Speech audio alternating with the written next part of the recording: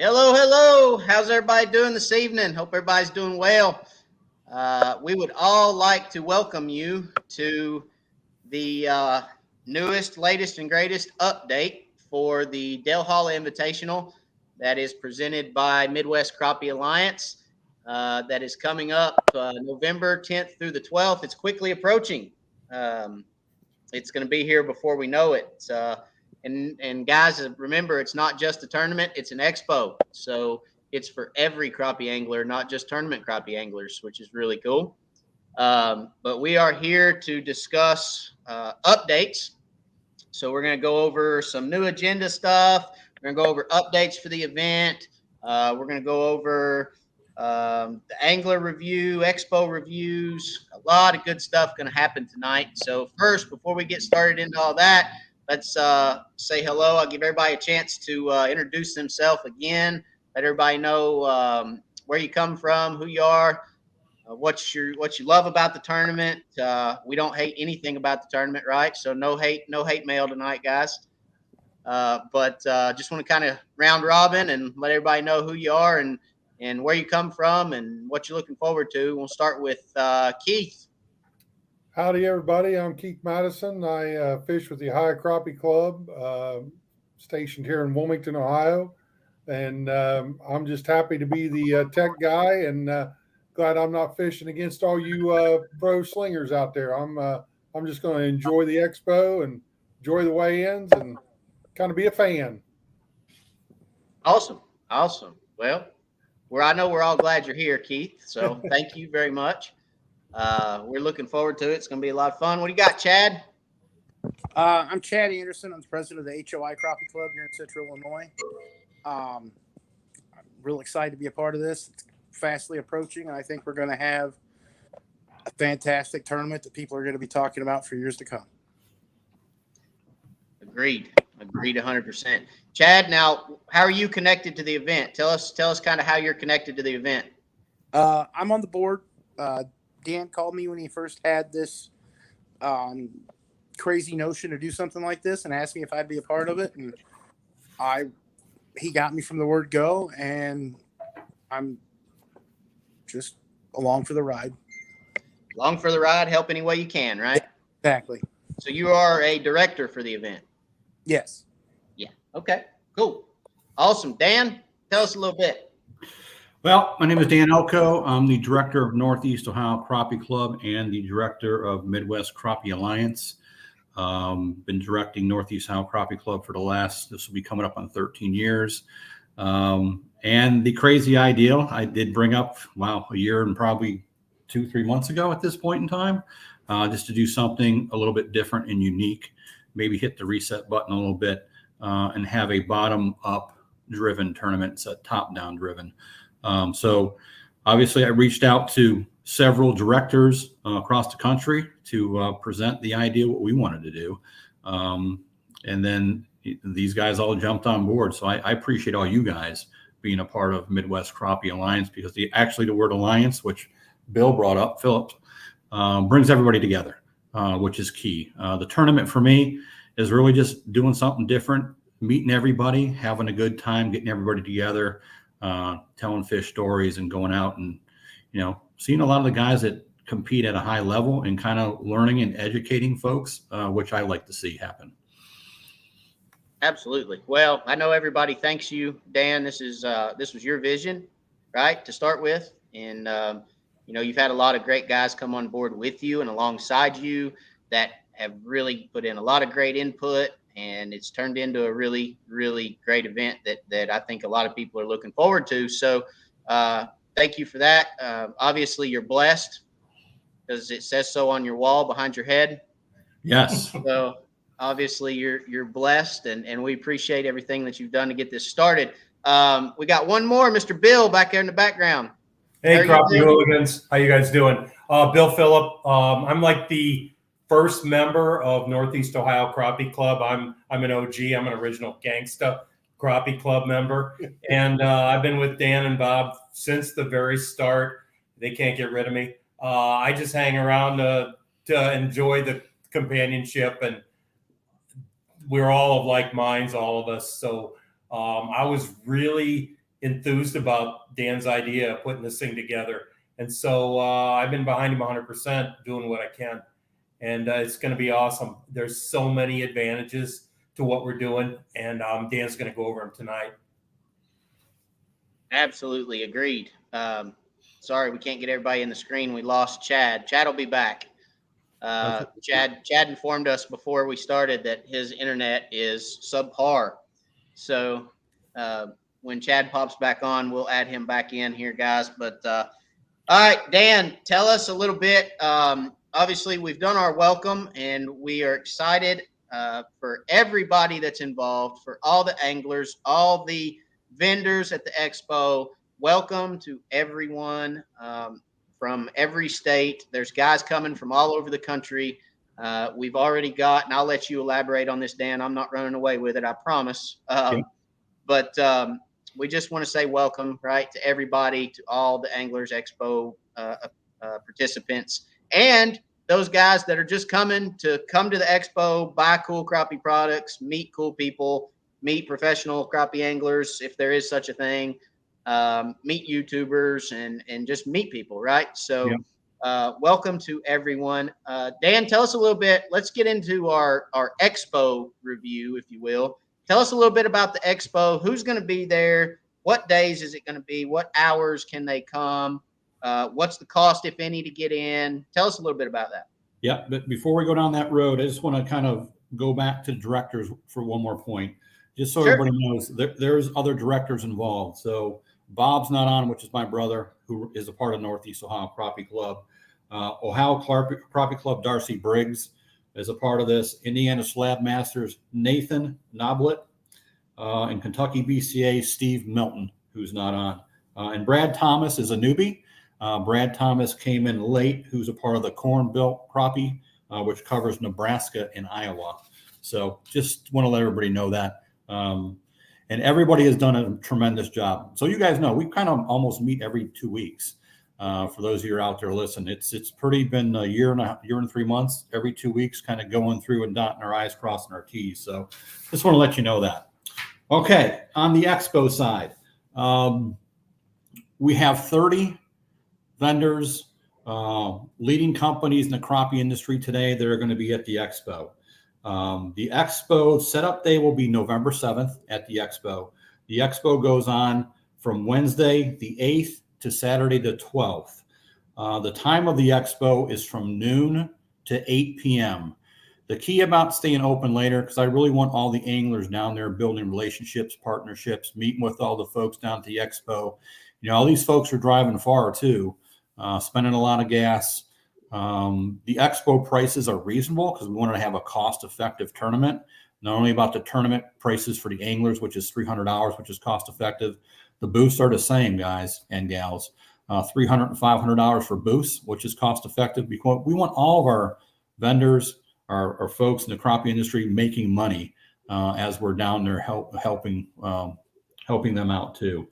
So setup day is November. Yeah.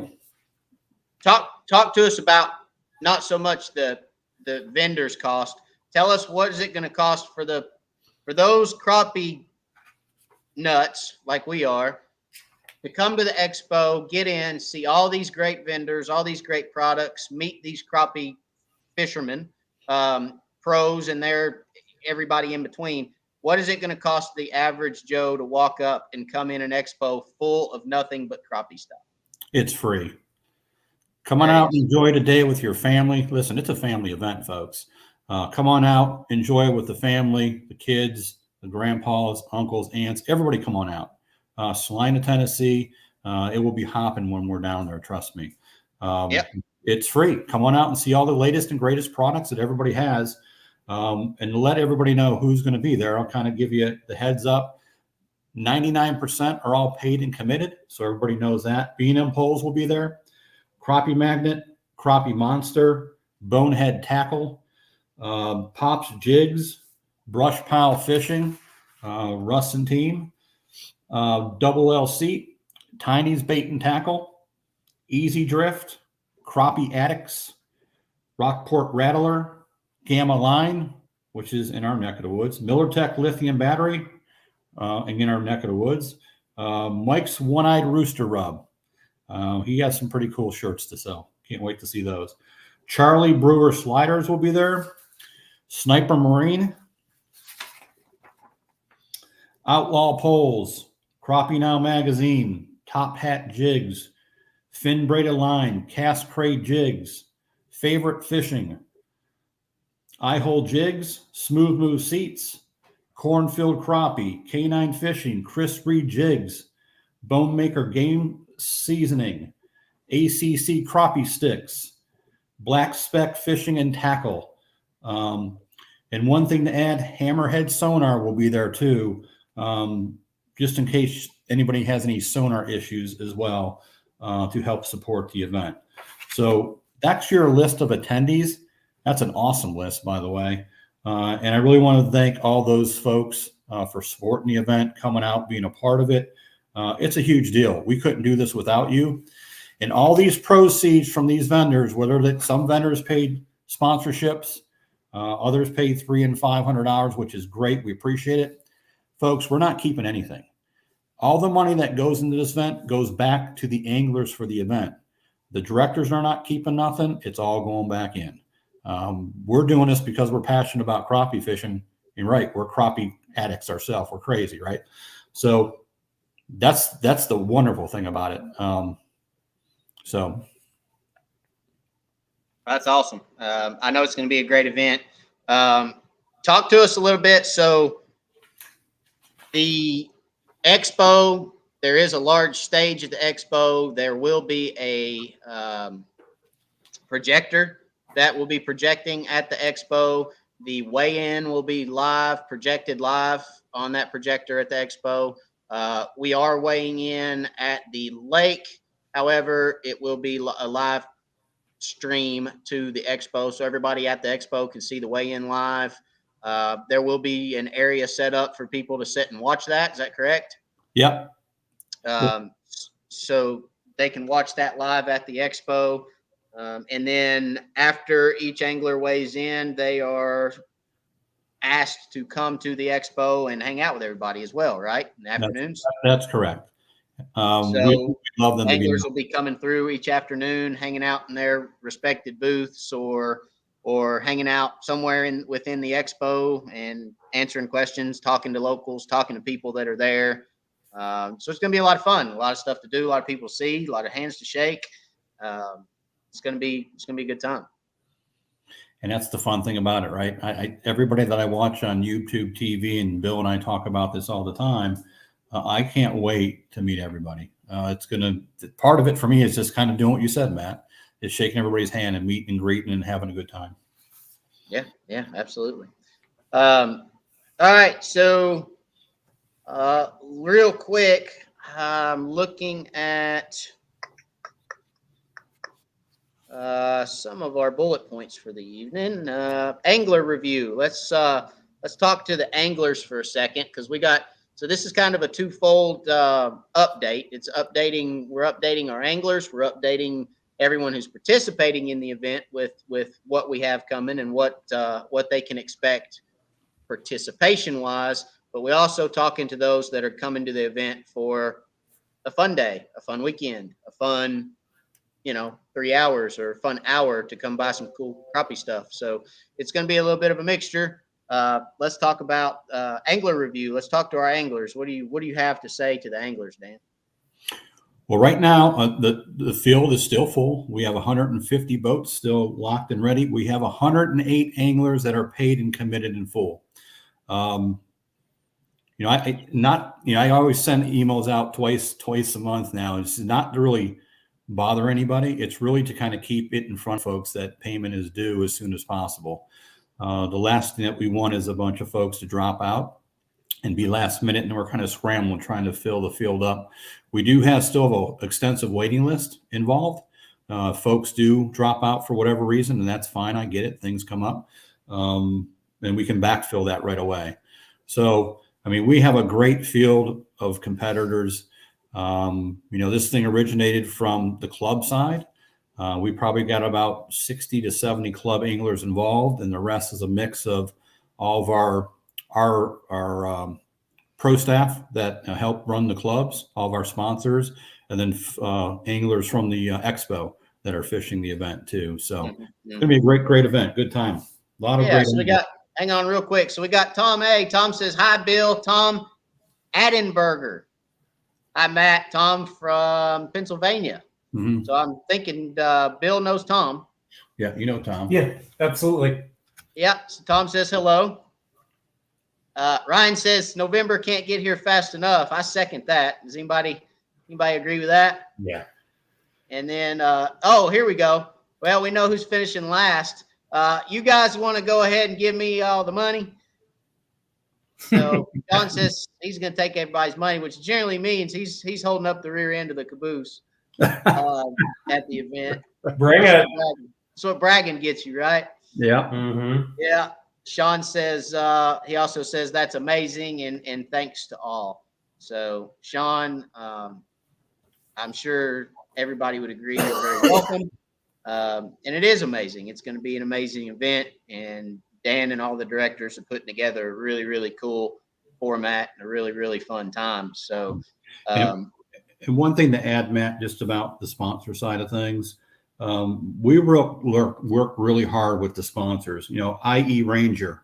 Ranger is totally in with us. Ranger, if you're not in the contingency program with Ranger for a Nitro, a Triton, or a Ranger 2019 and newer, you need to do it because those contingency dollars are in play. So get your boats registered because that's a big deal. We're going to have a ton of raffles too, folks. So Ranger has given us a ton of stuff to raffle off. We have that. So a huge thank you to Ranger and those folks for helping out Midwest Crappie Alliance. And then Mercury Outboards, go boldly, as they say. They came through big with sponsoring us and gave us some funds towards the event, which we're going to have a state-of-the-art trolling motor to give away, whether it's a raffle or we pick a boat placement. We haven't decided that yet, but that's yet to be determined. So that's a cool prize. It's sitting in my basement, so that will be here soon. Awesome. So is there contingency money with Mercury as well? No contingency money with Mercury, just with Ranger, Nitro, and Triton boats. And those that have a boat that's older than 2019, it's a $500 gift card. So there you go, guys. If you own a Ranger like I'm sitting in right now, then get registered. Now, I think you have to wear the patch, correct? Don't you have to have the patch on your jersey or on your person for all 3 days of the event? You have to be wearing the Ranger patch. So keep that in mind correct. too. Yeah, absolutely. Yeah. In some way, shape, form, fashion, whether it be you get a patch and you iron it on the side of your hat, you have to be representing that Ranger Cup emblem, correct? Correct. All 3 days of the event. So keep that in mind as well for those that have jerseys and things of that nature. If you're new to the game, because there's a lot of guys, Dan, that because this tournament was featured from the club level fishermen up to that upper tier of fishermen, that pro fisherman. There are a lot of guys that probably don't know that. There's probably a lot of guys that aren't even registered with Ranger and own a Ranger. So, it's pretty. Can you kind of elaborate on how to get registered? Yeah, you can go online, and there's a registered link to go online. You have to have obviously your serial numbers and all that fun stuff. We just take out your owner's card or insurance card, which is listed on there. You just go online there. Actually, Tyler, you need to do your Triton. So I'm going to do my Triton as well. So get your stuff done, and I can kind of send everybody an SOP how to do it probably tomorrow. I can kind of walk you through it steps 1 through probably 4. It's real simple to do online. And if anybody wants to know what the trolling motor is, I can kind of give you exactly what it is. 36 volt Motor Guide Pro TR Pro 109, 36 volt GPS sonar, all included.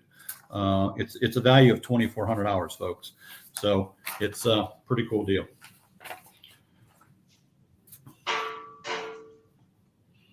Matt fell out of his boat. You all right, Matt? Nah, I had to get my charger. Sorry. my computer beeped at me and said, "You're about to die." And since I'm hosting this thing, I probably shouldn't die. So, well, I'll go bye-bye. So, all right, cool. So, awesome trolling motor, awesome news. Let me get my mind back into discussion mode. So let's see, what's everybody saying? We got Ryan Davis says should be a great event for all. I believe so too.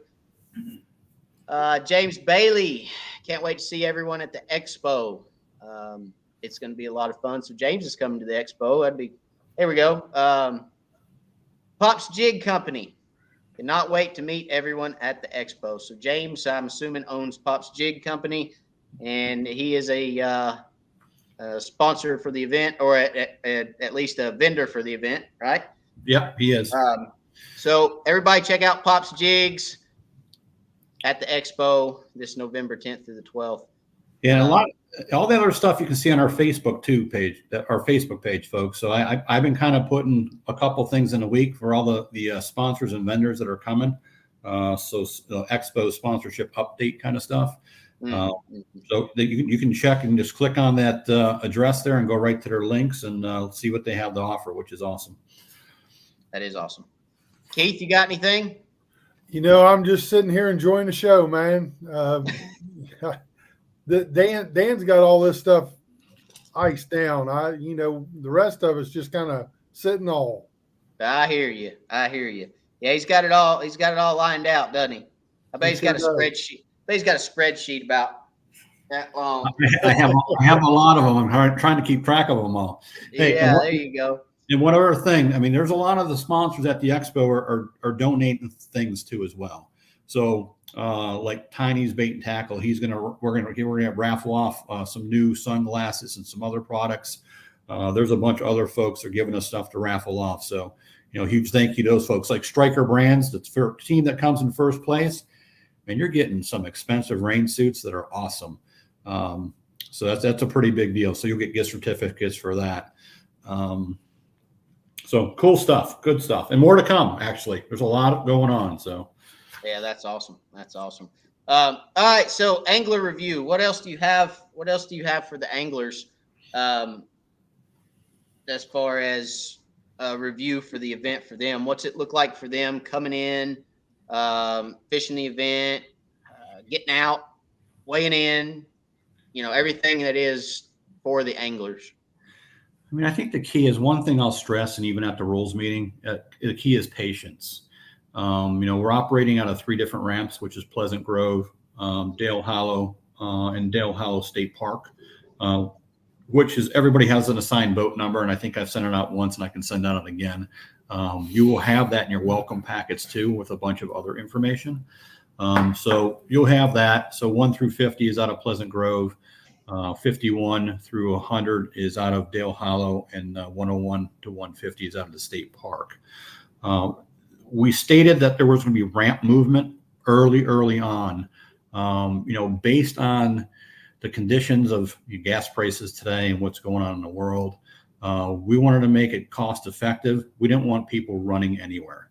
So once you have your home ramp, you're staying at your home ramp, so you're not running around crazy and wasting time and energy and gas from doing so. And I know a lot of folks have positioned their lodging around their boat numbers too as well. So the team doesn't want anybody running around and wasting money. So those boat numbers will be your home ramp. The other key is, at Cedar Hill is going to be the weigh-in.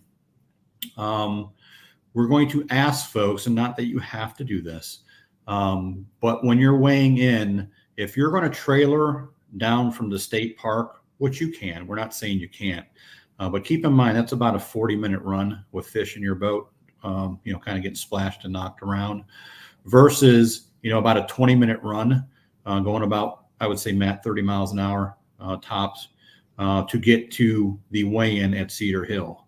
The one cool thing about the weigh-in, you're going to have about 70 slips to pull your boat right into to get your fish, put them in these cool bags that we got, Midwest Crappie Alliance bags. They have the liners in them.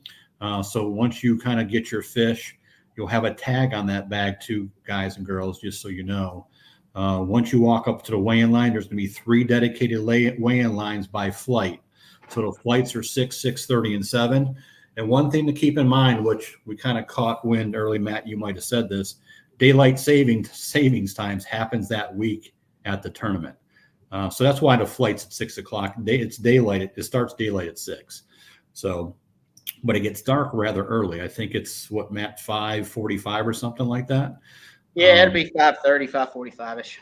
So that's why the early start, pending any fog delays, because, we talked about fog and delays and all that stuff. Hopefully we don't have that, but just keep in mind, it's probably easier to run from the state park to the weigh-in versus driving. That would be my take. But you will have 3 dedicated lines. We're going to have marshals everywhere. Everybody's going to have vests on that you can notice folks. Fish will be checked to make sure everything's alive. You'll proceed to the weigh-in. Keep in mind, the big fish gets weighed first. You will have a tag specifically for that big fish. Okay. So once that weighed in, the tag will go off and back in the bag. One thing to keep in mind, we do have big fish trophies for everybody. Every day, the big fish is sponsored by B&M Pole. Not only are you going to get a trophy every day, you're going to get a $500 check every day, sponsored by B&M. So huge shout out to those guys for helping us out with that. So that's pretty cool. So real quick, Dan, couple things. Yeah. Dan wants to know, or says he would love to see Tracker Boats be a sponsor.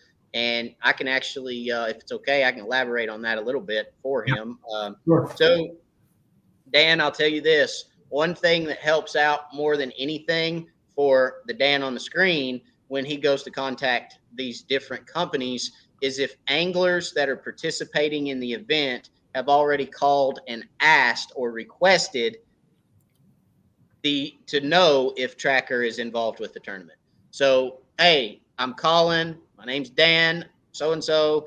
I have a tracker. I'm fishing in the Dale Hall Invitational. It's a huge event coming up in November. Are you guys going to have any involvement with the tournament? And if so, are you going to offer a contingency program for the tournament for Tracker?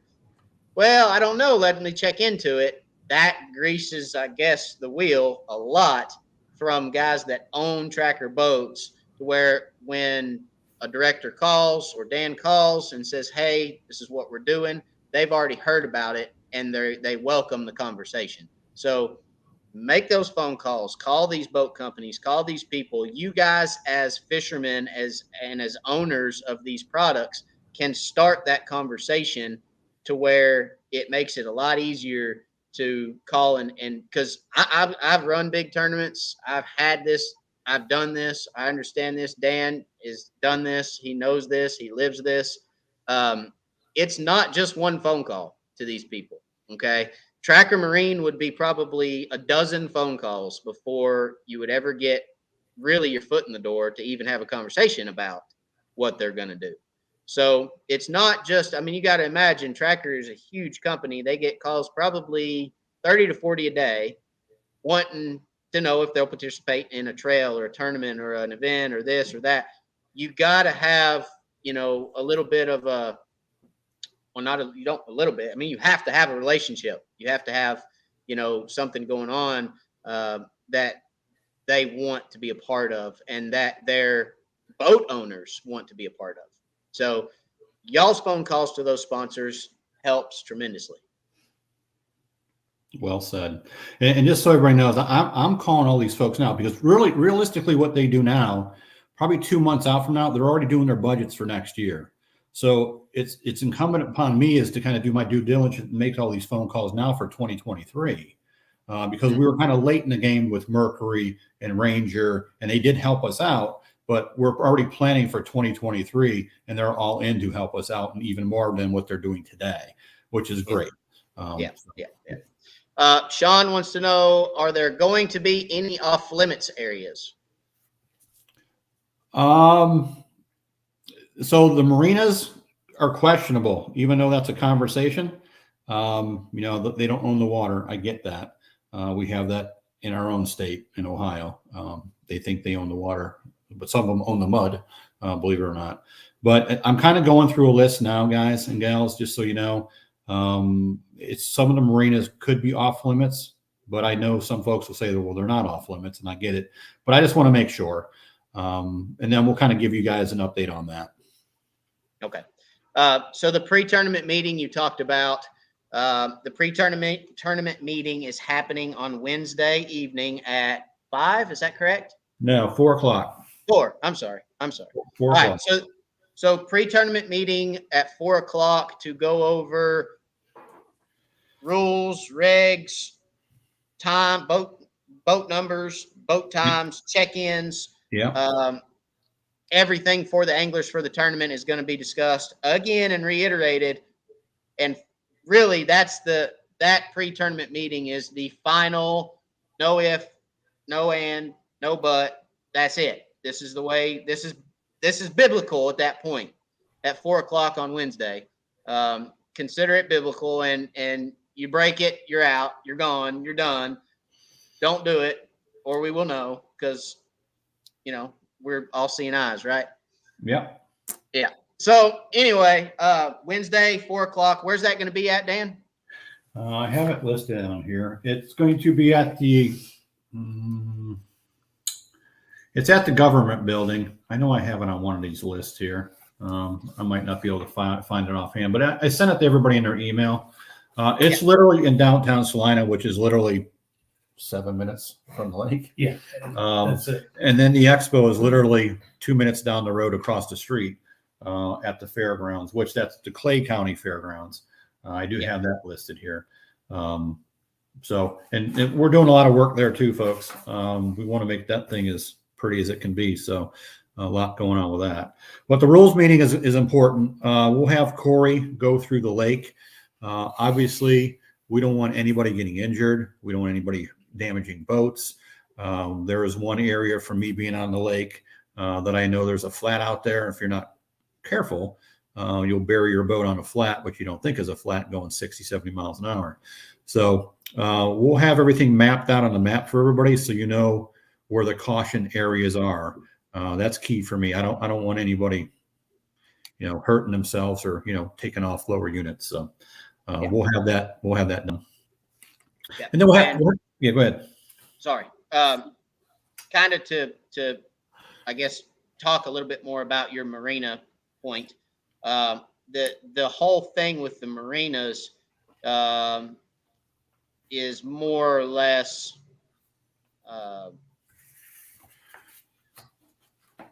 it's not necessarily because we don't want people fishing the marinas. It's more about the marinas themselves having some serious heartburn and trying to, not so much appease the city of Salina, but also not cause a whole lot of confrontation with Salina and those businesses. So that's all kind of in negotiation still. Yeah. That really hasn't been decided yet. But it's not, that's kind of the politics of it, right? So that really hasn't been decided. I just kind of wanted to decide it 100%. Right. I mean, I do know, Matt, for facts, Cedar Hill and Dale Hollow Marina, you can fish them because Denny already told me we could fish that. The key, if you're going to fish in there, folks, do not go in any slips. That's one thing they don't want you to do.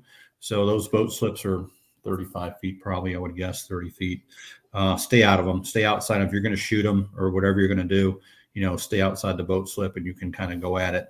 The other thing is stay 150 yards away from the gas pumps. That's key for Denny too as well.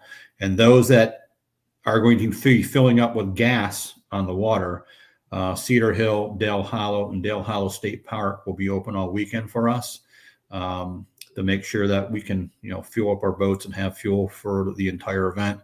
The one thing that you have to remember is they do not take American Express. So if you have an American Express, don't bring it. They just won't take that. Everything else will be taken. Gotcha. So the 3 ramps again. Tell me those 3 ramps. You got Cedar Hill.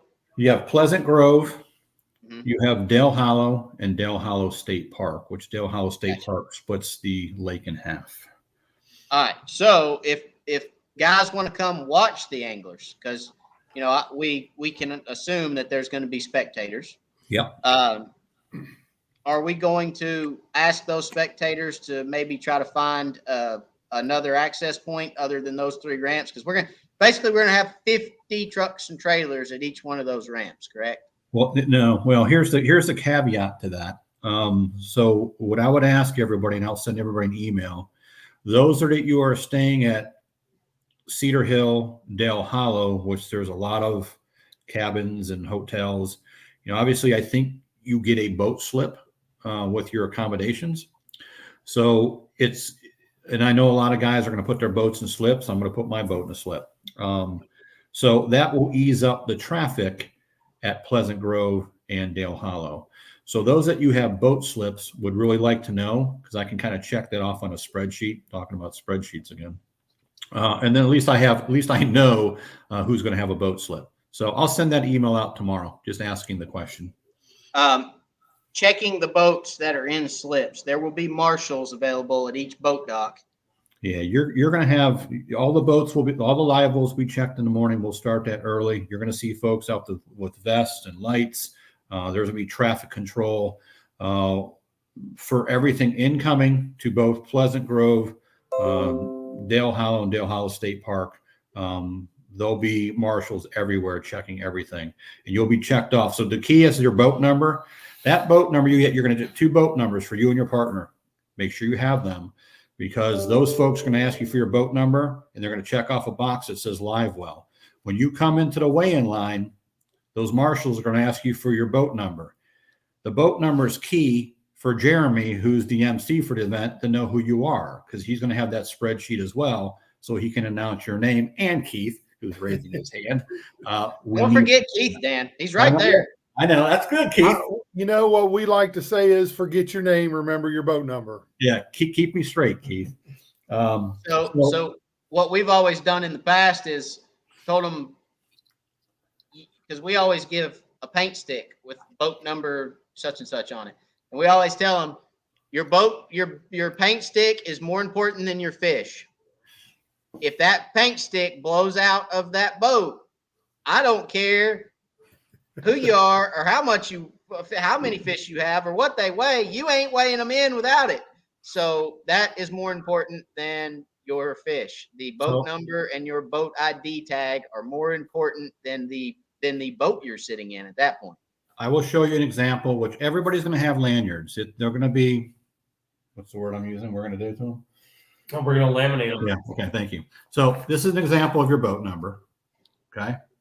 So you're going to have emergency contacts on the back of the card too, as well, just in case you need to call somebody, something happens. Every director's cell number is on this, and I will tell you about cell service at the lake. AT&T is probably the best. Boat service. You're going to have a boat service number. So Rich Marine is going to be the one taking care of the issues. There's cell numbers and there's numbers to the shops. They are going to have associates on call to make sure that we're taking care of if we have issues with boats. And then if any of your sonar needs, and I know a lot of you guys do your own work, Matt, you do your own work.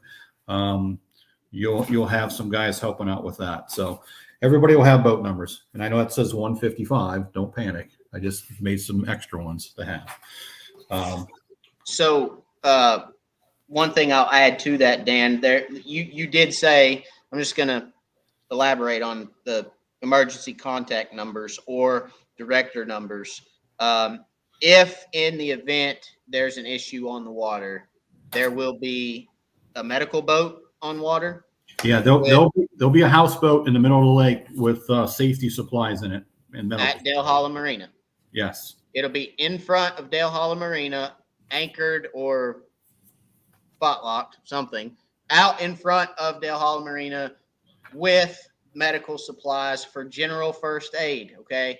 If you guys, you see it all the time, you guys get a hook in your arm or in your hand or in your forehead because your partner sets a hook on a invisible fish, you will have access to a medical boat where you can get seen and get treated if there's an absolute emergency. you fall out of the boat and the prop cuts your arm off, that's not going to be handled on lake. That's get you somewhere where a helicopter can land and get you to a real hospital. So there will be a medical boat available, but it's for general first aid and, bumps and bruises, boo-boos, if you will, is what I tell my 7-year-old. You got a boo-boo. Okay, we'll fix that. So we can handle that, but no, it's not going to have a defibrillator or anything like that on it, correct? It's not. It may have a defibrillator. It might. It might have that, but it's not going to have an X-ray machine to check and see if you broke your arm. Yeah. Just general first aid, and the cell service, like you said, is kind of spotty down there, but there will be guys all over the lake.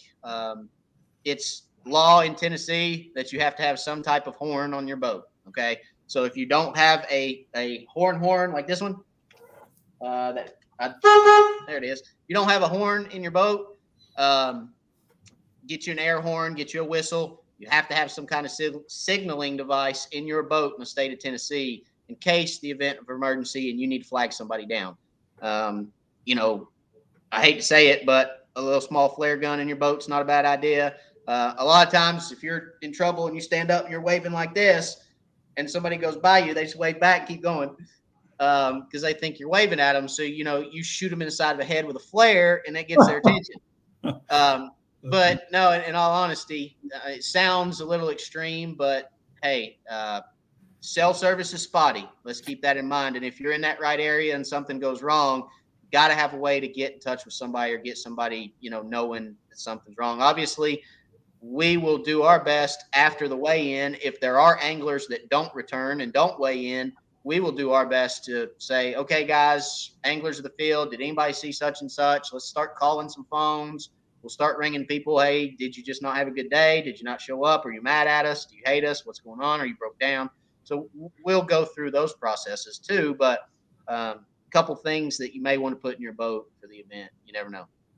Yeah, and don't forget your fishing license, Kentucky and Tennessee. Yeah.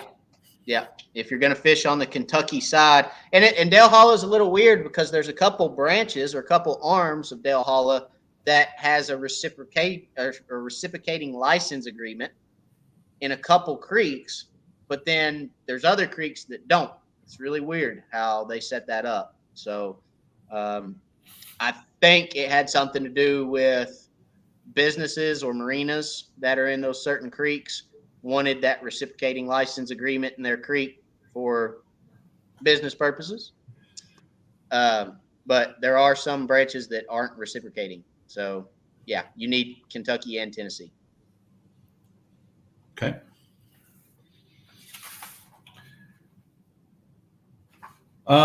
Just kind of going off emergency contacts again, you're going to have all this stuff in your welcome. I mean, there's other emergency contact sheets you're going to get. You're going to have all that. You're going to have, I sent out probably a month ago, just restaurant checklists for everybody. I kind of went through and we figured out who was who in the zoo.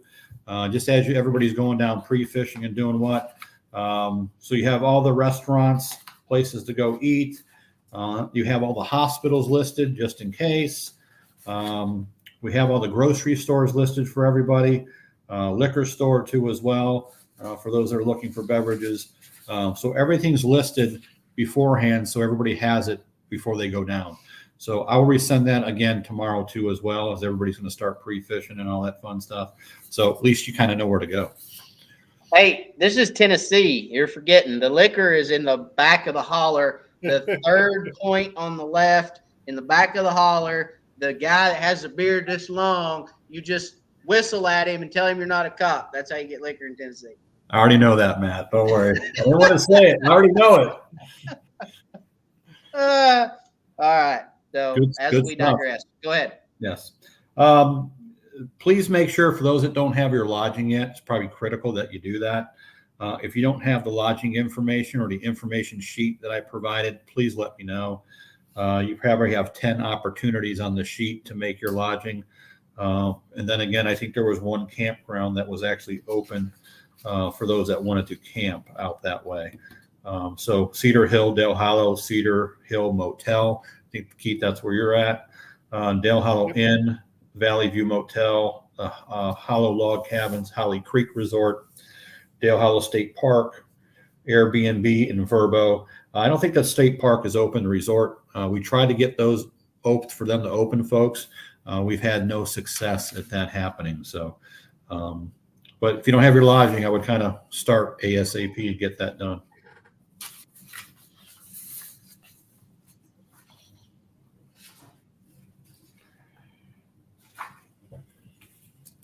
All right. What else you got, Dan?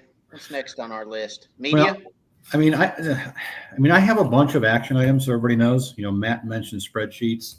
You know, I have like 5 of them in front of me, just to kind of go through real quick, so I don't forget anything. So those that you have boat slips, there's electric at every slip. Don't have to worry about that. The other thing to kind of, you know, have at ease with your equipment in your boats, there's going to be security walking around at Cedar Hill and Dale Hollow for those that have slips. So no need to worry. You know, all that expensive equipment we have, and obviously we have locks and lockers. I think most will take their, you know, live scope units off, their Garmin units off, or whatever you have, Lowrance and Humminbird. But for the most part, there'll be security walking around. I was going to say it's a complete joke, so nobody send us any messages. But I would say that security guard's going to get a lot of waypoints. That's funny. He's making a lot of money. hey, that security guard's local, right? He's going to end up with a lot of waypoints. He gonna have his SD card ready and going. Yeah, he's gonna be able to catch crappie for the rest of his life on Dale Hollow. Yeah. So the rule meetings at Clay County Government Building. I'll make sure I get the address for you guys. I think I have it. I think I sent it, but I'll send it again. Matt talked about the first aid safety boats, boat service we talked about, lanyards we talked about. We didn't talk about bait.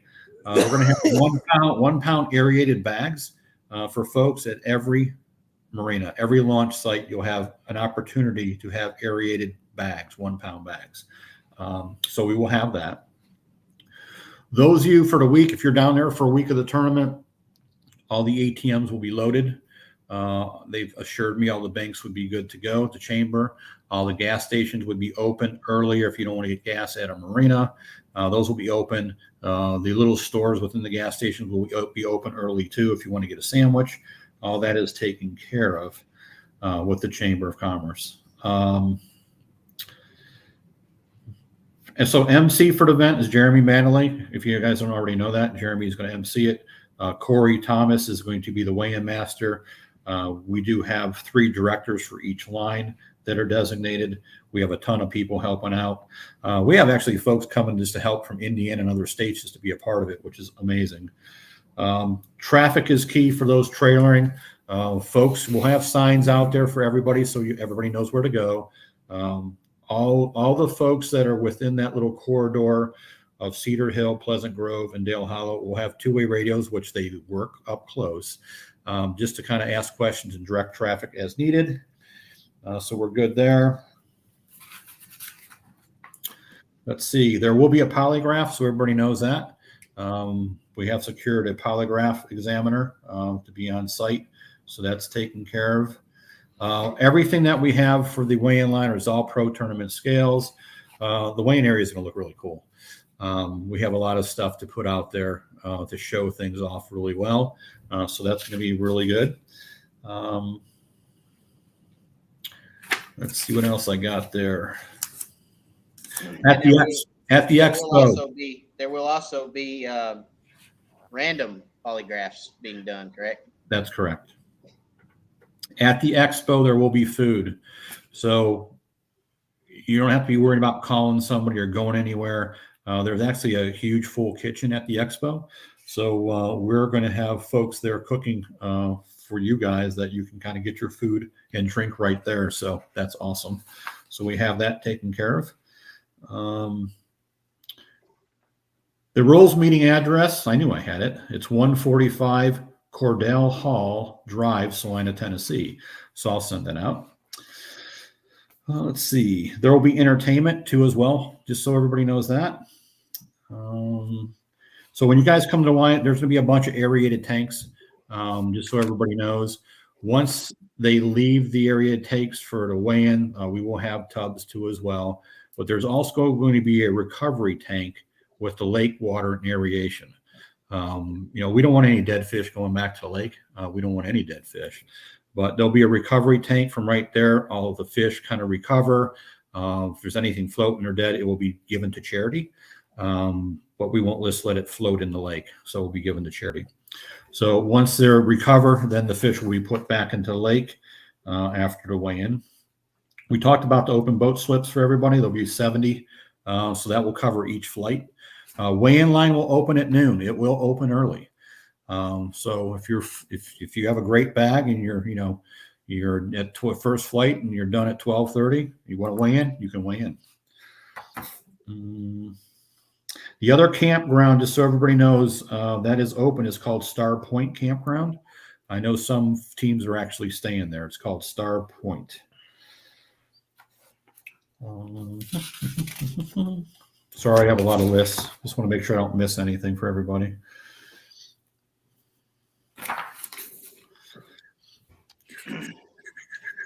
How about media, Dan? Talk to us about media.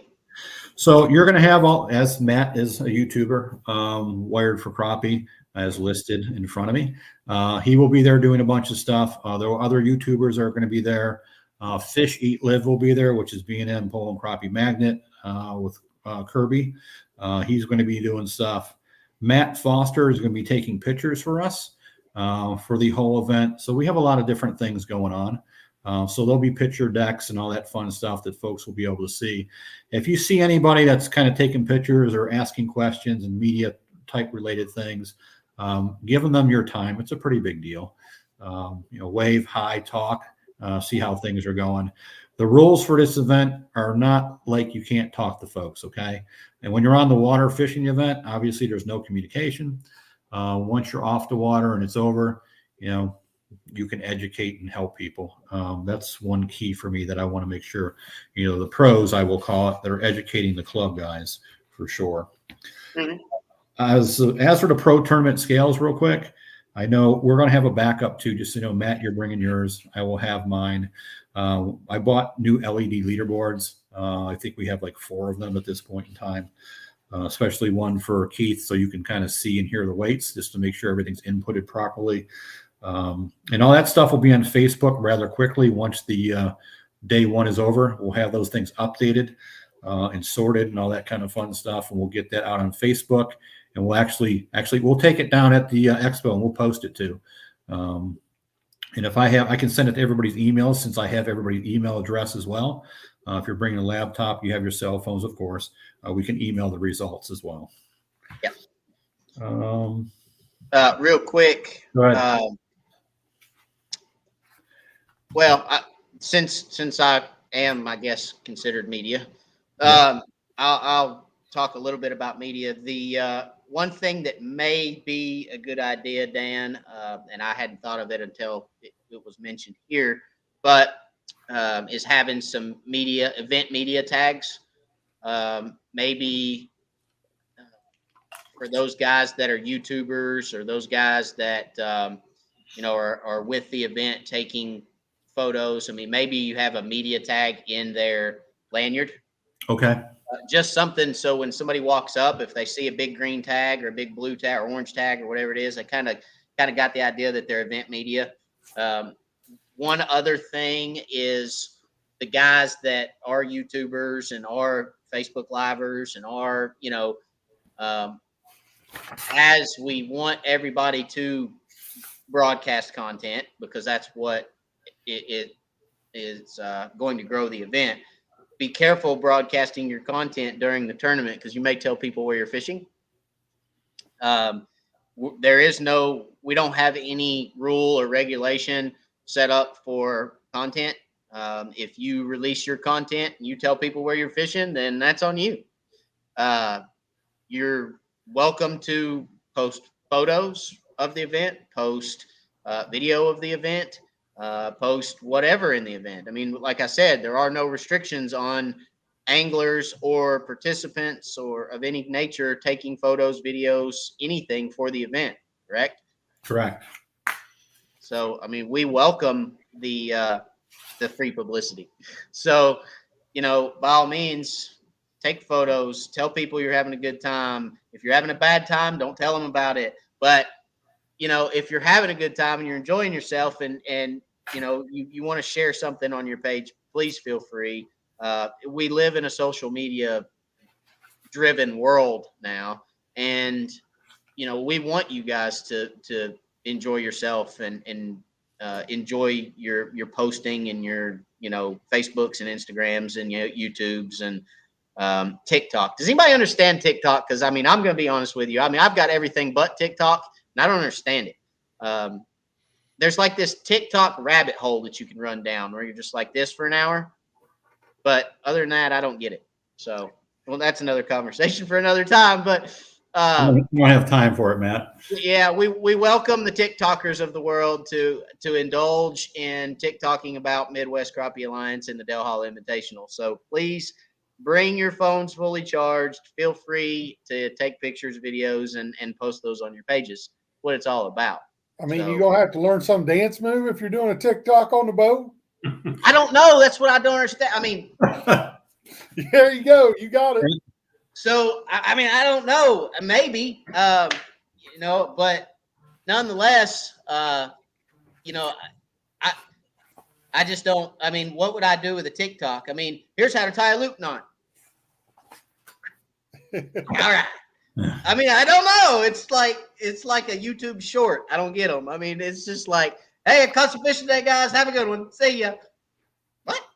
I just don't get them. So anyway, I don't know. And I'm not knocking TikTok. Oh God, I'm running down a bad rabbit hole. All right, I ain't knocking TikTok, guys. Please don't shoot me down. Speaking of a rabbit hole, you're getting in deep. Yeah, I'm digging deep. Dan, start talking. Hurry up. They make money on TikTok, so it's probably. But how? I mean, I don't get it. Okay, never mind. Just go on, Dan. Okay. Talk about something else. Somebody's going to be like, I'm a TikToker and you're an idiot. And I'm like, yeah, I am. So one thing to keep in mind is if you're going to travel down and trailer down from the state park to Cedar Hill, you will be directed to a staging area. Okay, you won't be able to get down into Cedar Hill. You will go towards Pleasant Grove. There's a staging area to the right, where all the trailers will be parked. And then you will be escorted we have 7 side-by-sides. So you can get down to the weigh-in area. So that will be good. So you're not walking. We have some side-by-sides we'll have access to get you to the weigh-in. So just keep in mind, if you're coming that way, and we'll direct you to a certain way, and then we'll get you with the side-by-side to the weigh-in. Gotcha. So there's a question. There's a question here from My Wallet Adventures. Oh. Well, my wife can tell you all about My Wallet Adventures. He's one of mine. She has My Wallet Adventures because she just comes in and goes, "Hey, thanks." And I'm like, okay, I like the name. That's all I'm saying. So weigh in at Fairgrounds ? Trailer all boats to the Fairgrounds each day ? So the weigh-in is at Cedar Hill every day. The Fairgrounds is where the Expo will be. Yeah. So the weigh-in will be live streamed. It will be on YouTube. It will be on Facebook. You will be able to access a live weigh-in at either one of those social media outlets. Here at Wired for Crappie, it will air live. And then you can also follow the link from, I'm sure, 150 angler boats, probably 300 different individuals that will post the live. So you'll be able to find a live feed all 3 days for the event on Facebook, the Midwest Crappie Alliance page, Wired for Crappie's page, I'm sure every other YouTuber and every fisherman's page. So, yep. But it will also be live at the Expo, being broadcasted on a large projector on stage. So I think I think the nature of the tournament is going to be difficult because there is so many boats. Trying to trailer 150 boats to the Expo would be difficult. Yeah. And then the third day, the weights are actually going to reset, Dan. Is that correct? That's correct. For the top So- 125, it resets. So the top 25 on the third day fish for the money, and their weights reset. So let's say, I'm not going to use my name. I'm going to say Dan. Let's say Dan is, I'm going to throw Dan under the bus. Let's say Dan is in the lead after day 2. Well, guess what? After day 2, Dan's weight goes bye-bye, and Dan no longer in the lead. Now, Dan's fishing for the money. He's in that top 25, and Dan's out there for some blood. He's going to kick some butt, but it doesn't guarantee him any kind of win because he's got to go out and do it on the third day, right? Yeah, correct. So, Now,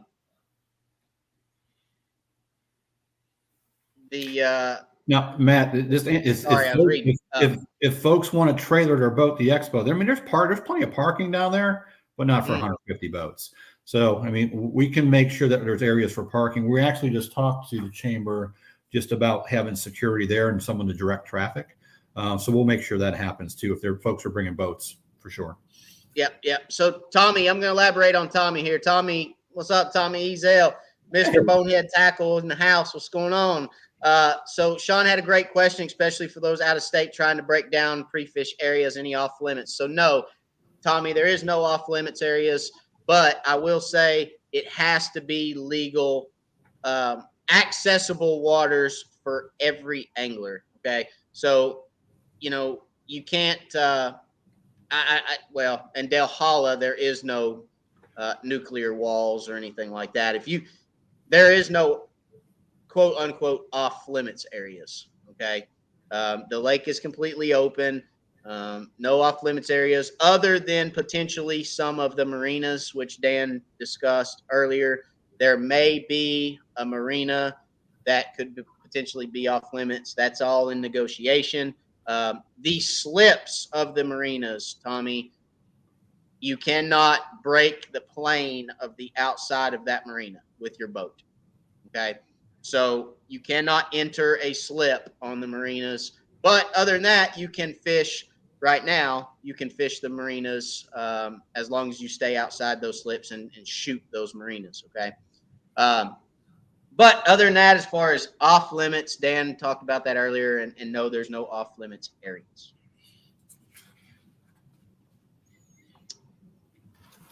All right. What you got next, Dan? Garb, swag, hats. So everybody knows, if you're looking for Midwest Crappie Alliance hats, Mr. Bill has a ton of them. There's all sorts of colors. There's all sorts of beanies. Here, this is for you, Matt. Matt, there you go. I like it. Y'all know I love the beanies. Yeah, I like my ears to stay warm. Yeah. So I'll have one on in November the whole time you watch. I can't stand my ears to be cold. Thank you. There's I need one.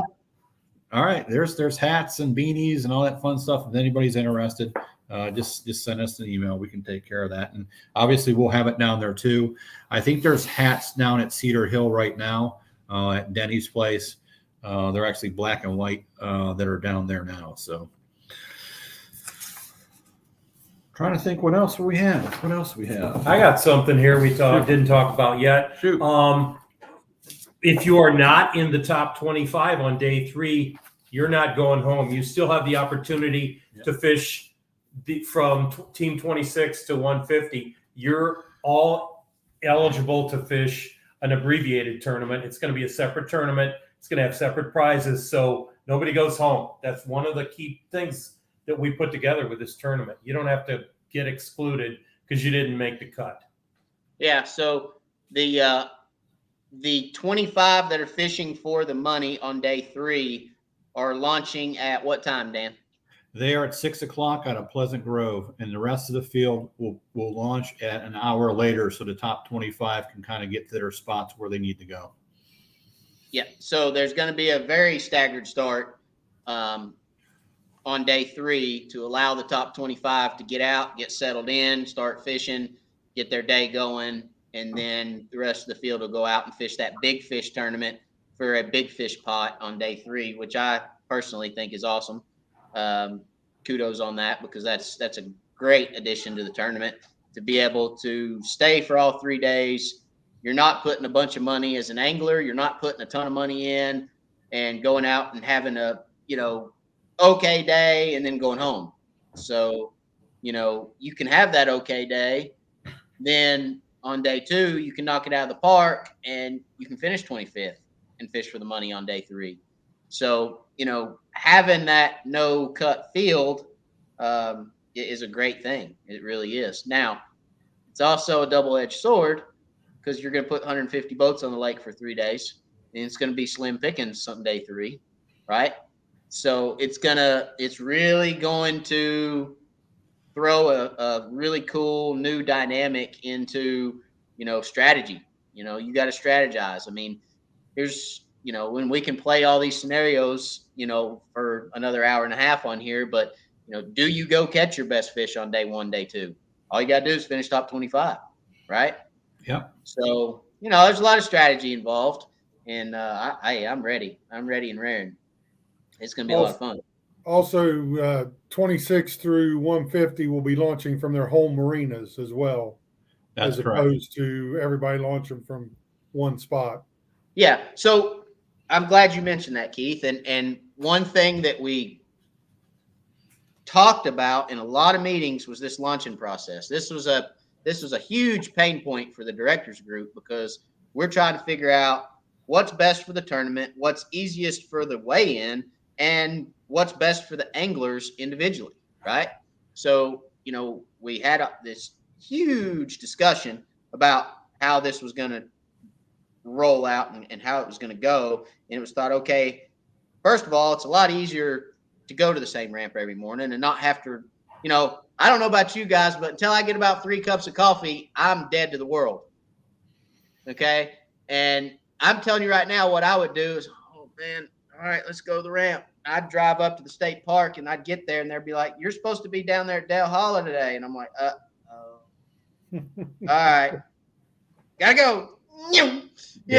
So we're trying to avoid the confusion and the moving of the ramps so that everybody is on the same page every day and knows their routine, right? Now, one thing that we will be doing is, because the next question from probably Tommy in a second is going to be, well, how are you sending the anglers out? Okay. Day 1, they're sending the anglers out by order of registration, right, Dan? Correct. Yes, correct. Day 2, those anglers will have a timestamp that they will be sent out from their ramp. Is that correct? Correct. Each boat will have a timestamp. So if you're number 1, your timestamp will be 6 o'clock and your marshal will send you out at 6 o'clock. Is that correct? That's correct. If your boat 10, because I'm not doing the math all the way up to 100, but if your boat 10, let's say there's 2 minutes in between boats. If your boat 10 and the marshal down at Dale Hollow has boat 10, then he's going to send you out at 6:20. Is that correct? That's correct. So each marshal will have their sheet. Each marshal will have in time stamp order what number boat at their ramp goes out, and you will be sent out at the appropriate time based on marshal watch. Okay, the marshal's watch is the official time, or their timepiece that I'm sure we'll give them a timepiece that are all synced, so that you get released at the appropriate time based on your position in the field. Day 2, so you finish day 1 in first place, you're going out first on day 2. You finish in 5th, you're going out 5th, and so on and so forth. Correct. And Keith will have that all sorted for us after day 1, and everybody you'll see all the results, so everybody will know where they're at. So I hear Keith had a hand in building Excel. Is that correct? You helped build Microsoft Excel. Is that right?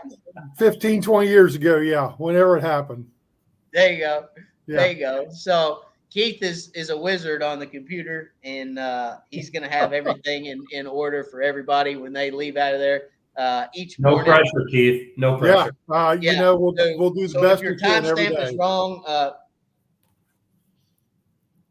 that guy over there. Hey, there's that bus. Beep, beep, beep, beep. In my former life, I was an AD, so I'm used to making people unhappy. Oh, okay. You were an AD. I got you. So was my mother. believe it or not. So you guys would get along. Yeah. But so everybody's going to go out, like you said, from the same ramp, but it will be time stamped, and everybody will go out in second day based on placement, which is great. Yes. And everybody will get the flight process sheet. I'll send it to them. I kind of was reworking it the other day a little bit, and I got to send it to everybody so everybody gets it, so to review it. Once that review is done, everybody will have it in their hands, so they kind of read through it. And obviously, you can ask questions again, and we'll kind of go through it like Matt did very eloquently. So thank you, Matt. Appreciate that. Did you just call me eloquent? Oh, man. Yes. You used a big word on me, Dan. I feel good. All right, we're ending this live because Dan's giving me big words, making me feel special. There you go. I thought he said elephant. Oh, elephant works too. I'm like one. But and then the other thing is that was a lot of work, to be honest with you. It was kind of stressful with the whole 3-ramp process, and just the learnings that we're kind of going through, and kind of want to do things different for 23 and then 24 and on. This is not a one-shot deal, folks. We're going to continue to drive this. We actually have a lake criteria now that we're going to follow by, which we kind of reviewed all the directors on our last, I think, 2 meetings ago. Exactly what we're looking for to hold one of these events and what is needed. So that will be the plan moving forward, because we're already looking at 2023 lakes, right? We are. We have probably the top 3 that we kind of have selected, and then we'll start looking at 2024. Awesome. So planning already in the works for 23, already thinking 24. I mean, this is, like you said, this is something that's going to continue to grow, continue to last. And, it's going to stay an invitational format. If you guys are interested in fishing the event, get involved with a local club. Okay.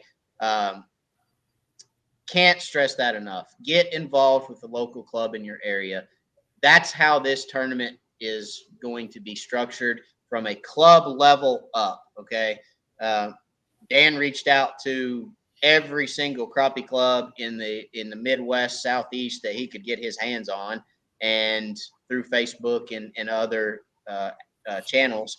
And he is literally went to those clubs and said, your guys in your local clubs have first shot at our invitational tournament, because we want to start at the club level. We want to have a great tournament with really great payouts, a lot of people involved, a lot of sponsors involved, a lot of vendors involved for the average crappie fisherman.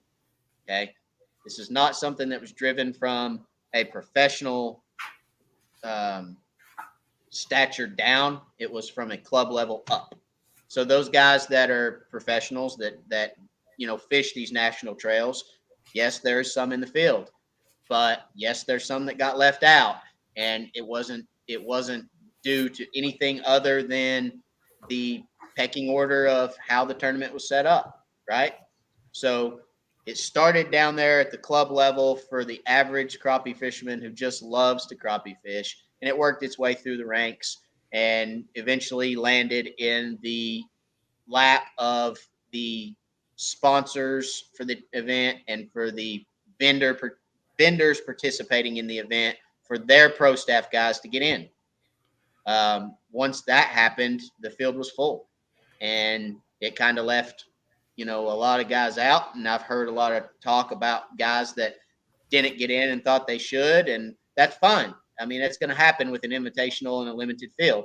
There's always going to be guys that should be in the field that don't get in it. But that's okay. Doesn't mean they're not great fishermen. It just means they didn't make it into the cut this year by no reason of anybody's other than just blind draw. So there's always next year. And if you want to be involved in the tournament, get involved with your local clubs, get involved in the crappie industry and crappie world, start fishing some local events, and you could end up with an invitation next year. Well said. So Lynn Taylor says, is Wi-Fi available at the Expo? Yes, it is. Yes, Lynn, you're good. Yeah, we wanted to He make says, sure. Yeah, for the folks that are selling, they have laptops or some type of banking needs or their phones, how they're going to charge for whatever they're selling. There's Wi-Fi there. You're in good shape. We wanted to make sure that was there. awesome. Dan, offline, I just had a harebrained idea that popped into my mind. I'm not going to mention it right now, but offline we'll talk about it. You know me, I throw curveballs out of the bleachers. I abandoned left field. I'm just coming up at the bleachers with them. I'm okay with that. I'm like on upper deck, and I'm like, watch this, Dan. Woo! Hey, so just so you know, Matt, so we did the State of Ohio tournament, the Crappie Brawl, or it was the Battle of Ohio.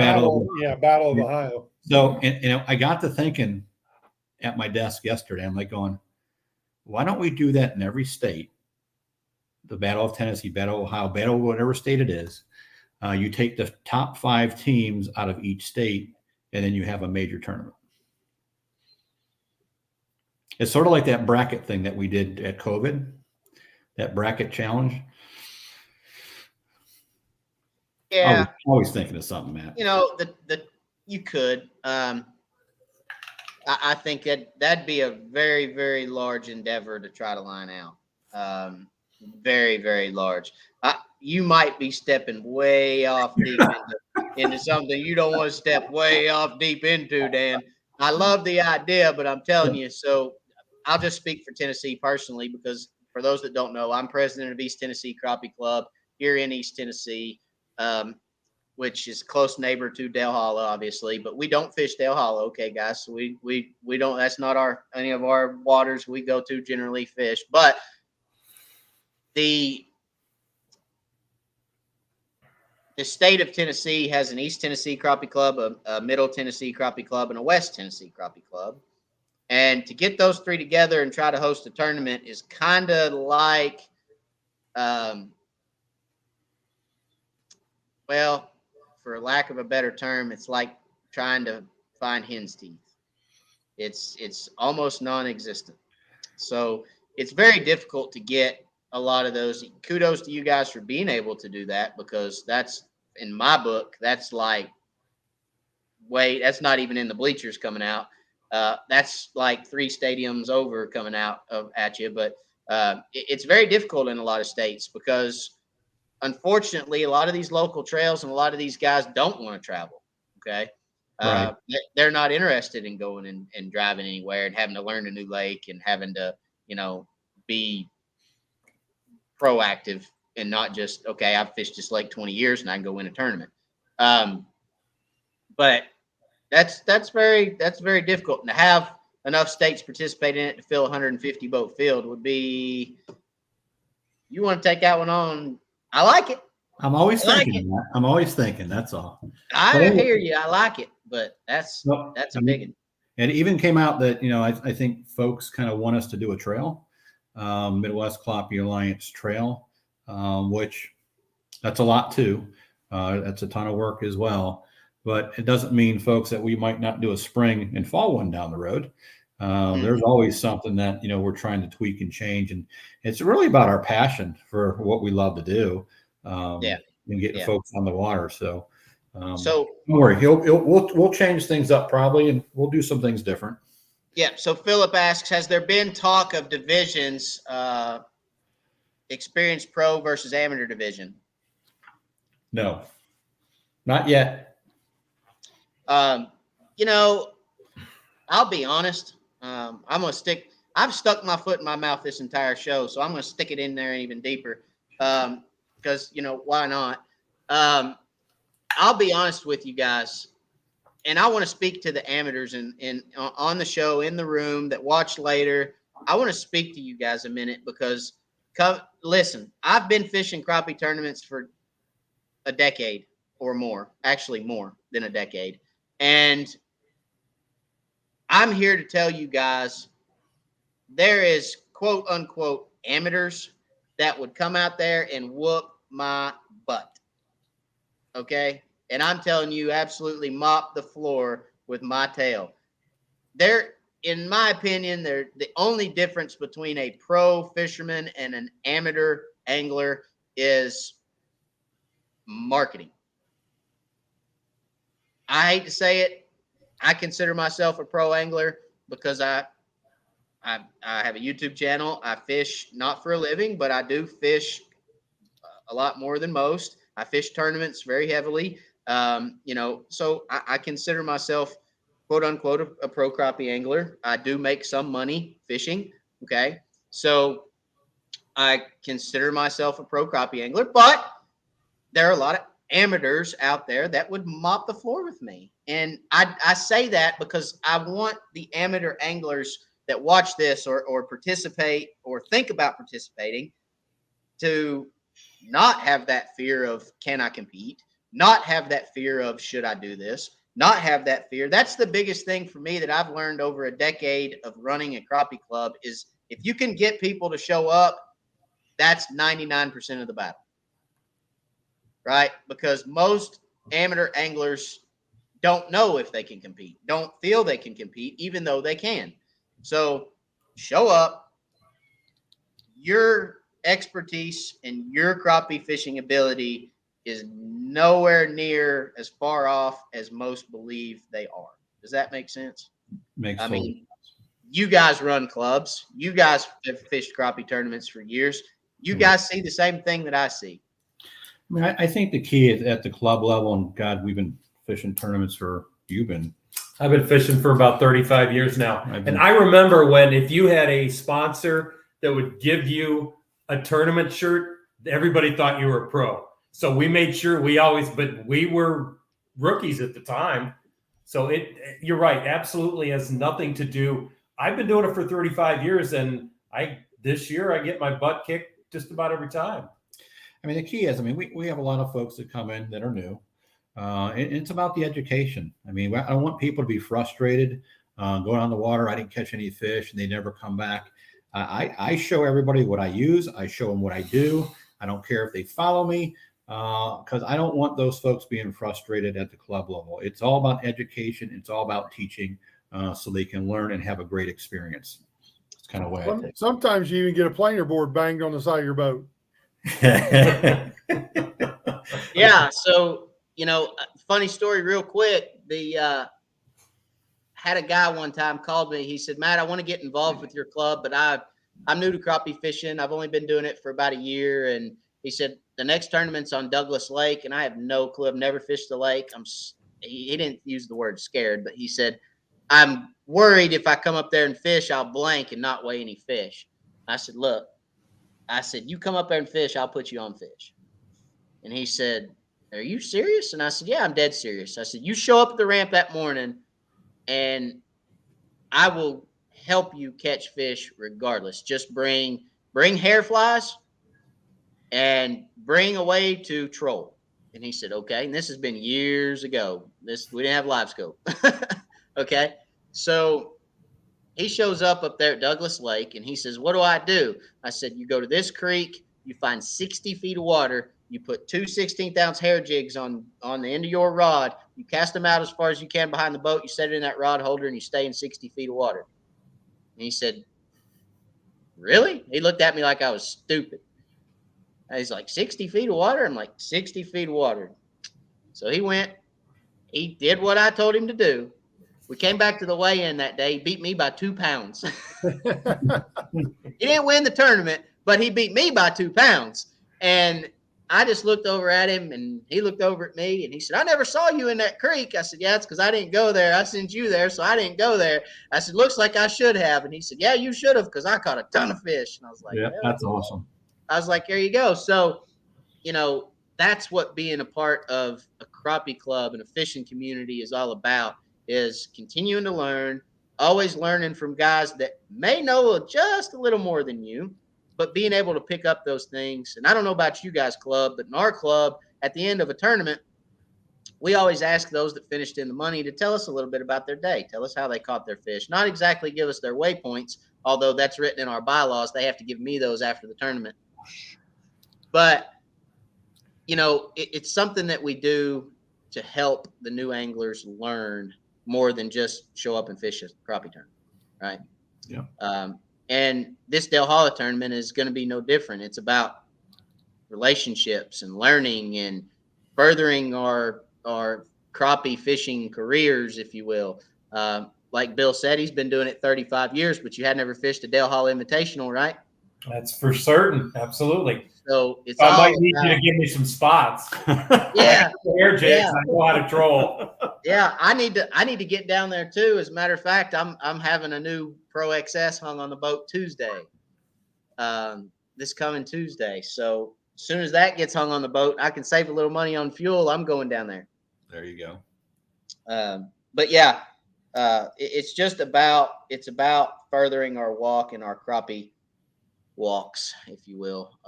But to the average angler out there, you're a lot better than you think, and you can get out there and do this too, just like any other one of us can. Absolutely. I believe that wholeheartedly. Yeah, I'm done with my soapbox. I get on those from time to time. That's okay. I like it. It's good stuff. Yeah. Any more? Go ahead, Bill. I got a question for Matt. Hey, I just read an article on fizzing fish and barometric trauma and all that kind of, which is definitely going to be something we may have to address, especially if you go in a couple of weeks. Fin clips. Yeah. Yeah. So I want to talk about, have you elaborate on fin clips, because I know you got some, right? Oh, I do. I got them right here. Hang on. I knew it. This is one of my favorite subjects. So I'm a firm believer in fish care. I love taking care of my fish, and my fishing partner is actually, he makes fun of me a lot of times. Ooh, here they are. He makes fun of me a lot of times because he's like, will you shut that lid and leave them fish alone? I'm like, no, I won't. They're my babies and I love them and I'm going to take care of them. So, you know, he's like, get out of there, come fish. And I'm like, you got that up there. Just stare at the live scope. Let me do this. So fizzing crappie, there's this whole big thing out there. Does it harm the fish in the long run? Right. A lot of guys and a lot of people, I will say, will tell you that fizzing a fish when returned back to the lake will actually harm the fish and kill it. It will if you do not fizz them right. If you do not fizz a fish right and you hit it wrong, it will kill it. Not when you return it back to the lake, when you put it in your live well. It will kill it. Fizzing is great, okay, to get that fish's air bladder to release, where that fish will ride in your live well, sitting straight up and down. What happens, the air bladder doesn't technically kill the fish. What happens is the air bladder flips that fish over and keeps that fish upside down and cuts off its ability to breathe in your live well.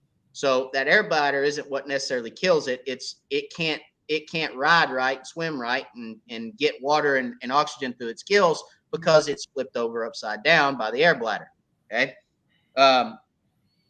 One thing that I do for my fish and we catch fish here 30, 35, 40 feet regularly is a fin clip. So I have several different types of fin clips. You can make these yourself. Okay. This is nothing more than 1.5 ounce weight. It's an egg sinker that I cut the end out of it where you tie your line. Okay. And then in this end, I just drilled a hole. I took my little clip, my alligator clip. These are supposed to be stainless, but you see they rust. Take my little alligator clip and I take some hot glue, put it in the hole and stick it in there. And there you go. You got a fin clip. What the fin clip allows you to do, okay, guys, is that allows that fish to sit straight up and down. You clip that fin clip on that fish's pectoral fins right underneath it, and it allows that fish to ride perfectly straight in your live well. Now, why does that help? Because that allows that fish to naturally belch or vent that air out of their air bladder. Okay. So typically when you fin clip a fish in your live well, if that fin clip will just last on that fish, if it'll stay on that fish without getting kicked off for an hour, hour and a half, you can actually reach in there and take the fin clip off, and that fish will ride perfectly level in your live well the rest of the day because they equalize themselves naturally. That is the best way to do it, in my opinion. Again, that's my opinion. Some guys are going to say fizzing may be better. It's quicker. right? But if you keep that fish level in the live well, it's not going to hurt him because the air bladder doesn't technically kill the fish, flipping over does. Okay. There's several different types of fin clips. These are quick and easy. These are my quick, easy clip. Okay. This is 1.5 ounce lead weight. That's a bottom bouncer, if you will. I guess you guys up north probably know what a bottom bouncer is. That's 1.5 ounce bottom bouncer, just on a pin, on a clothespin. You stick it through the pectoral fins, shut it, and it keeps them upright. When you put that through there and close it down, this will actually ride and kind of keep it level. That works great. I mean, that's a quick and easy way to do it. That's a couple different ways that I have. I've got probably 20 of these in here because I always seem to leave them laying in the live well, and for some reason they disappear. But you can make these you can make 7, enough for your 7 fish, for about $3, $4. It's really inexpensive, and it's a great way to keep those fish alive. Again, that would be my first suggestion to those guys that are going to be catching them deep at Del Holla, because our first priority is to get those fish out of the lake and back in the lake in good condition. That's part of the reason that we're not bringing a bunch of fish over to the Expo, is because we are concerned about the fish, and we do want to put those fish back in the lake and have them live. But again, that's my setup. That's how I do it. Is it the best way? Maybe not. Is it the quickest way? No, because they have to do it. They have to belch naturally, but it is the natural way, right? And my wife is a big natural fanatic. So, you know, why should I not be with my crappie, I guess, right? Yeah. But for those that are wondering, that's how I do it. And a great question, Bill. I appreciate you letting me elaborate on it. Well, thank you, sir. Yeah, and when we went down to Dale Hollow with our last visit, I met with the chamber and the mayor and some other folks. I had an opportunity to fish the lake and just run around a little bit. I did catch fish in deep water, and I had an opportunity the first time to ever use a fin clip. I used it once I saw them roll over on their sides and upside down, and they worked great. I had no problem with it. They were in there for over an hour, hour and a half. And at that point, I found that they kicked it off. Once they were swimming around, they just kicked the fin clip off. And they were fine. Yeah, they were fine. It worked great for me. So yep, thanks. They will. Appreciate that. Tommy said, let's see. Tommy said something. Had a big fish float in my very first tournament. I clipped a spark plug jig knocker on it to sit the fish straight up. It worked and clipped them all every since then. But yeah. I've actually forgot my clips before in a tournament. And guys, it can be, I mean, look, you can take anything and clip a fish, or float a fish, or sink a fish is what I call it. I mean, you can take a simple jig head. You can take that hook and bend that hook over. Okay. Bend that hook over like that. Put it through the pectoral fins, put a pectoral fin here, put another one up there, flip it through there, and a jig will hold them up. A 16th ounce jig won't, but a 1/4 ounce jig will. I've put 1/4 ounce jigs on fish before. I mean, I've done some really crazy stuff to keep my fish from dying, but it's necessary. You know, if we're gonna subject the fish to a tournament situation and take them and weigh them in. I know somebody ripped me out of the lake, put me in a live well. I'd want him to take care of me. Yeah. So, you know, easy thing to do.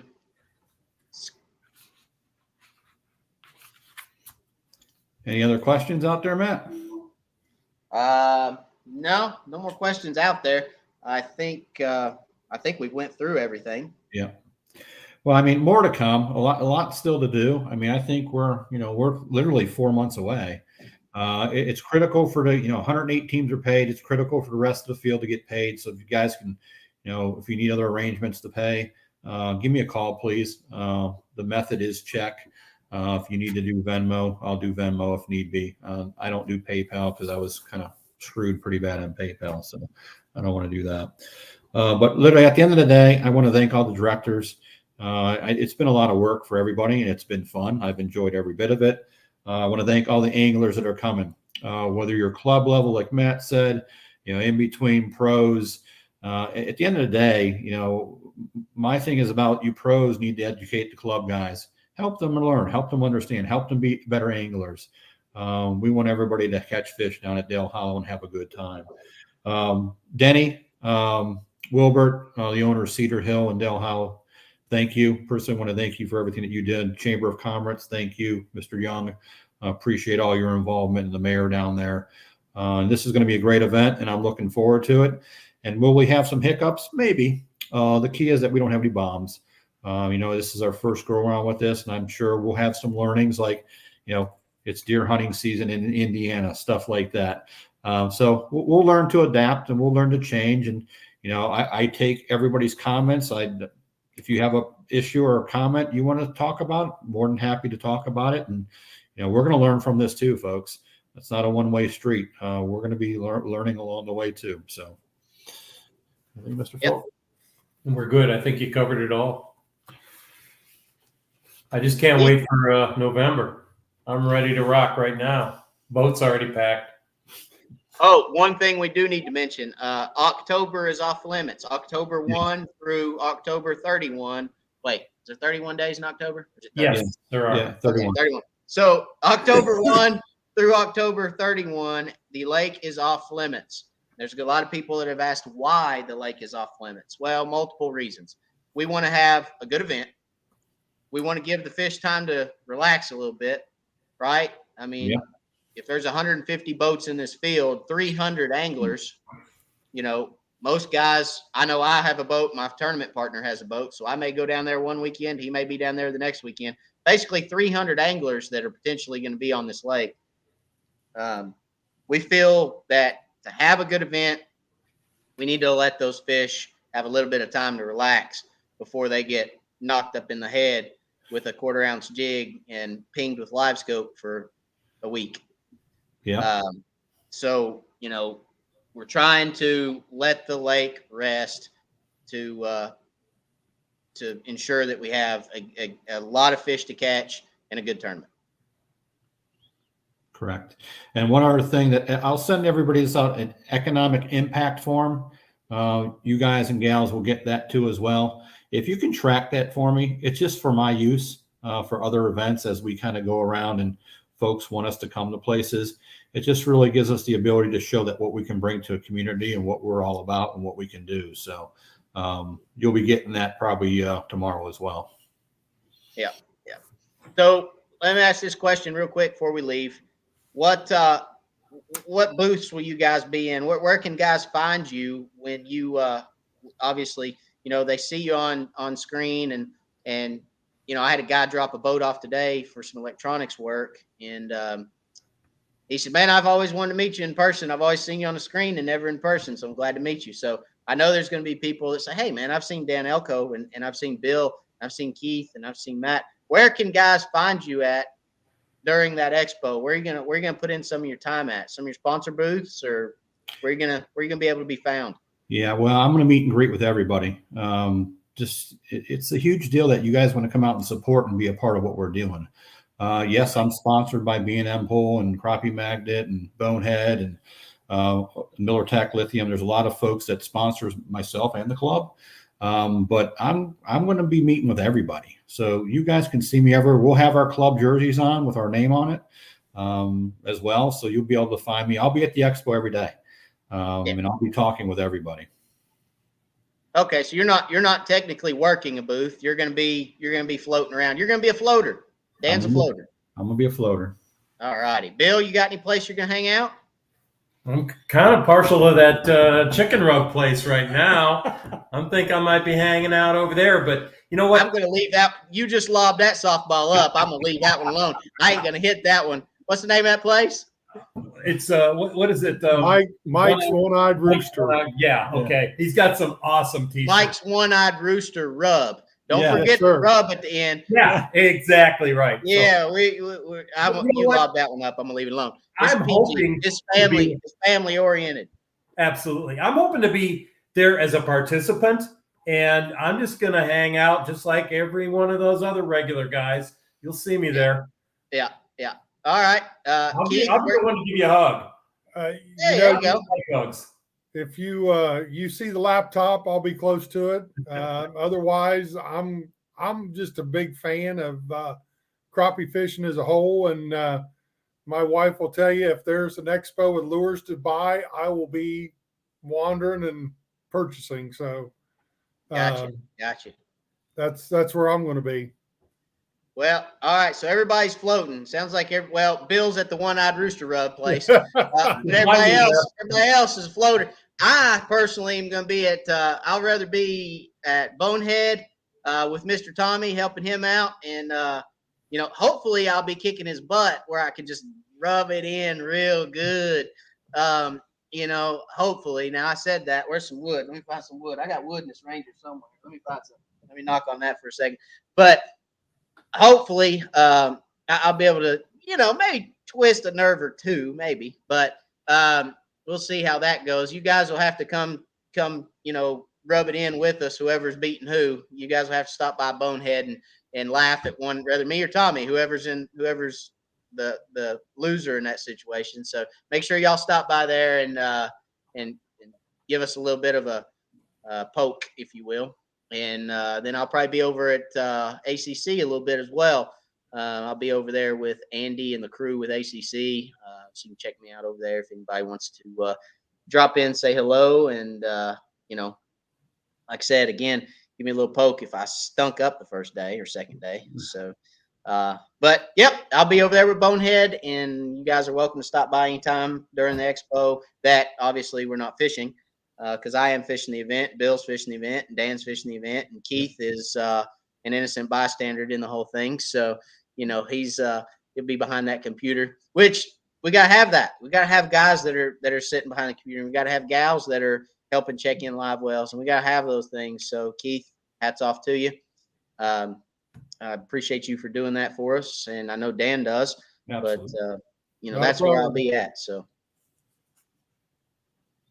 Hoping you guys will come see me. Oh, and I'll have a bunch of Wired for Crappie decals over there too. My pockets will be filled. So if you guys are wired for crappie, like I am, and I know all you guys need Wired for Crappie decals. Why don't y'all have Wired for Crappie decals? I mean, check that out. Nice. Sweet. Yeah. I mean, that doesn't say my name on it, but if you're wired for crappie, like I am, then you need a decal. So I'll have a pocket full of those. I'll be handing those out. So if you see me down there, stop me and get you a decal. And Dan, we should probably have some Midwest Crappie Alliance decals. Already on it. Okay, I knew you were. I was just throwing that out there to you. So anyway, who doesn't like a decal? I mean, everybody likes a decal. Decals cover scratches and dents, so I like that. If you're a dock shooter and you own a boat, you have decals on your boat somewhere because you have scratched your boat or dented your boat somewhere, and you cover it up with a decal, just like I do. So I'm just throwing that out there. But yeah, I'm looking forward to it. It's going to be an absolute blast. I think I'm looking forward just to seeing everybody and hanging out and meeting everybody. Just to be honest with you, if I kick Tommy's butt, I'm happy about that too. But I'm just excited to get down there and hang out for a couple of days and. Don't tell my wife, but I'm ready to, little guy time. I understand. we'll be down there way early. Yeah, we will. Yep. So, but no, it's going to be a great event. Looking forward to seeing everybody, and really thanks to all the anglers and everybody participating. And at the end of the day, I'm humbled that everybody wants to be involved and how fast this thing took off. And heck, by January 4th, the field was already full, and that was crazy. And obviously we had some teams drop out for whatever reason, and we filled it right back up. But it's been an amazing ride. So couldn't do it without everybody involved. And I appreciate everybody. Absolutely. Agreed.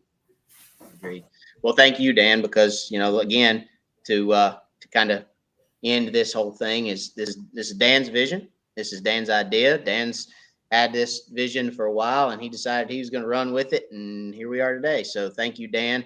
Hats off to you as well for putting this together and making it happen and bringing all these great guys like Bill and myself and Keith into what, your vision is for a great tournament and, a really fun event for the sport of crappie fishing. Yeah. Thank you. Appreciate that. Absolutely. All right. So with that being said, I don't see any other comments or anything. Tommy said he'll be floating around as well, but he'll be mostly at Bonehead. So if you guys want to meet Tommy Ezel, he'll be at Bonehead, he says. But the event again, guys, is November 10th through the 12th in Salina, Tennessee. The Expo is in Salina at the Expo Center. Come check us out. Come say hi to everybody. Come meet the anglers. Come buy some really cool crappie stuff and get to meet a lot of really cool people in the industry. It's going to be a lot of fun. Food and festivities, right? Yeah. So we will be there. We're looking forward to it. I appreciate everybody for watching. I appreciate Dan, Bill, and Keith, and Chad, because Chad was here with us a little earlier. A little bit. For taking time out of their life to get on and just tell you guys everything about the event and go through everything about the event and for everything y'all do behind the scenes for the event. There's a lot more behind the scenes than there is the hour and 45 minutes we've been on here tonight. So that's a small drop in the bucket to what you guys have done behind the scenes. So thank y'all for that again. Appreciate everybody for watching. As always, God bless. Hope y'all all have a great week and a great month and everything else until we see you again. But stay blessed, like Dan and Bill, who have labeled themselves tonight with blessed. And Keith has labeled himself with, it looks like a football stadium beside his head. Yeah. So, yep. So he's a football fan. Favorite team, Keith? Well, that's we got turf at our high school when I was AD there, so that's a overhead of that. Go Buckeyes, man! High State all the way. With that, we're going to end this before we get some you guys have a good night. You too. Be blessed. We'll see y'all on the next one. We'll have another update here probably next month, and we'll see you guys on the next one. Awesome. Thanks, Matt. Thanks, everybody. Thanks, Matt. All right. Bye-bye. Bye. Bye-bye.